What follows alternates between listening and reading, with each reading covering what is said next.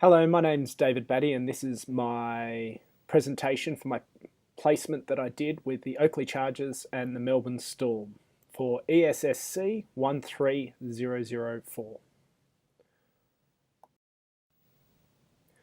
Here's a bit of an overview of what we're actually going to cover in this presentation, with backgrounds of the two clubs that I worked for, the Oakley Chargers and the Melbourne Storm, with their under-20s and under-16s programs, the types of athletes that I was dealing with, some of the tasks that I completed, some contributions that I made to the actual work experience, as well as things that I added to the program, what I've learned from actually doing this work experience, and some of the reflections of how I thought that the program went and how much I enjoyed it.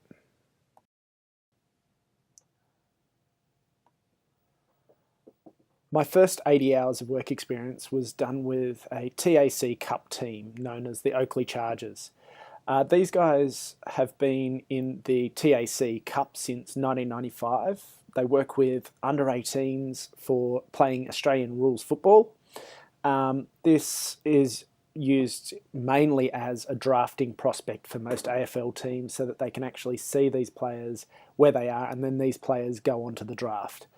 The Chargers are very proud of their reputation of producing some high quality athletes, and last year they produced 6 of the draftees for the AFL.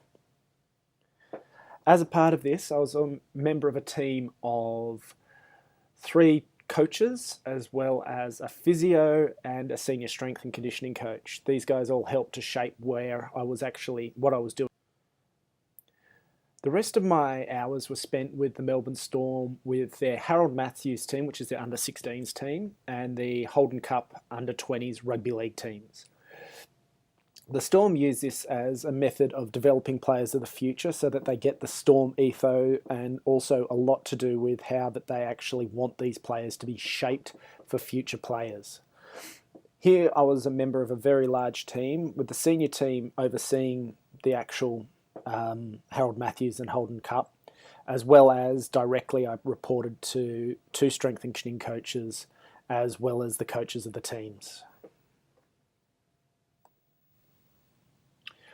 When it came to working with the Oakley Chargers, the boys were all 18 years and under, and they all played Australian rules football. So a lot of these guys have very strong endurance bases and are quite thin, and the main thing that we were actually looking at is trying to strengthen these guys up for AFL football.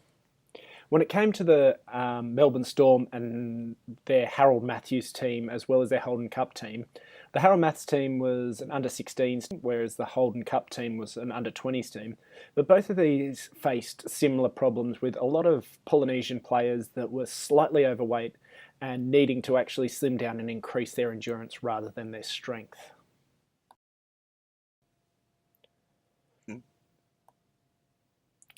When it comes to the tasks that were completed and observed, there's quite a number of things that we actually went through. These are a couple of the things that I thought were actually quite key. The recording and analysing of data. So recorded everything that the athletes did, not just how far they ran by GPS data, but also the amount of stoppages that they had and the time they had working, kicking, skills, things like that. We also did a lot of field-based conditioning. Now, this was something that was very different between the two clubs. It was actually quite interesting to contrast. We did a lot of the warm-up and cool-down, and that actually differed quite a lot between the. When it comes to the contributions to the workplace that I actually helped out with, I helped out with a lot of the session designs, whether it was recovery sessions or weight sessions. These are 2 areas that I have a fair bit of experience with, as well as program execution, where we're actually helping to spot athletes and monitoring of the loads that these athletes were placed under. Now, this didn't just come to how much weight that they were lifting, but also their rest periods in between, so that we actually designed up programs that were going to get them the specific results that they needed. In the area of what I learned a lot, so I've had to only keep it down to those few things that I think really I can carry out and will change the way that I look at different ways of strength and conditioning.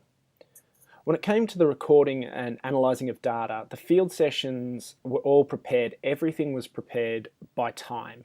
We recorded all the times that they were active and all the times that they were passive, so when they were sitting around, to make sure that we actually got a real view of what was going on with each of these programs. We also recorded what the RPE was for each player to make sure that we also understood how hard they were working and whether they had any deficiencies in their programs, whether it was eating or sleep or anything else, and how they felt on the day. The data was then used to monitor strain and monotony to avoid all kinds of injury, and that was actually across both clubs. During the warm-up, it was a fairly simple warm-up, but I looked at from what was different between what I'm used to, which is a rugby league, rugby union background, and the AFL background. With the Oakley Chargers, a lot of the warm-up is around running. Because the sport, AFL as a whole, they do a lot of running throughout the game. So a lot of the warm-up was based on mobility and trying to get that heat up of the muscles so that these guys are running 16 kilometres, 18 kilometres a game. So they've really got to make sure that these boys are warmed up for that. When it came to the Melbourne Storm, the warm-up was mobility, but it was also a lot of contact. So they got a lot of wrestle, a lot of the aggression side of things to try to build the players up before they go onto the field. So the differences were actually quite interesting. Once again, the differences that I've learned with the field-based conditioning came around from what is needed in each of the games. So of course, in an AFL game, a lot of the efforts were 300 metres and above when they were actually doing their running drills. Whereas with the Melbourne Storm, they were kept down to around that 60 mark. And all these distances were based on their MAS results, which were taken from a 2K time trial. So they were using that to make sure they get the appropriate rest and conditioning components and not overworking them. Downloading and interpreting the GPS was one of the big parts that I learned. It was one of those things that you don't get much experience until you do it. So having to download a game day data was actually quite a challenge, and it was something that we did as a bit of a group, and it made me learn a lot about and appreciate what the sports scientists do.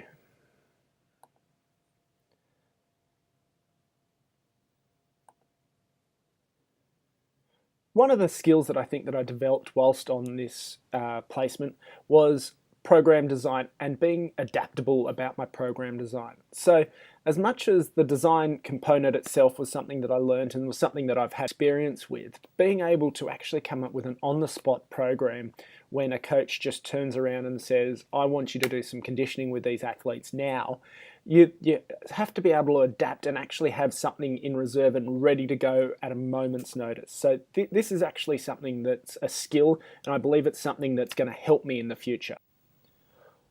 One of the key things that I actually developed as a skill was learning about recovery sessions. Recovery sessions at the Melbourne Storm were used as a part of the Amy Complex in their pool and their ice baths. Now these aspects of recovery I thought were just a small part of their training, but it actually comes out that that's the major thing that they do different to a lot of other clubs, and that's why they're so successful, and I'll be using a lot of the stuff that I learned that in the future. Another key thing that I learnt with the Melbourne Storm was the monitoring and recording of everything. So we recorded and monitored all their loads, everything to do with each part of their athlete, just to make sure that we can actually get the best out of each athlete and not just have them turn up on the day.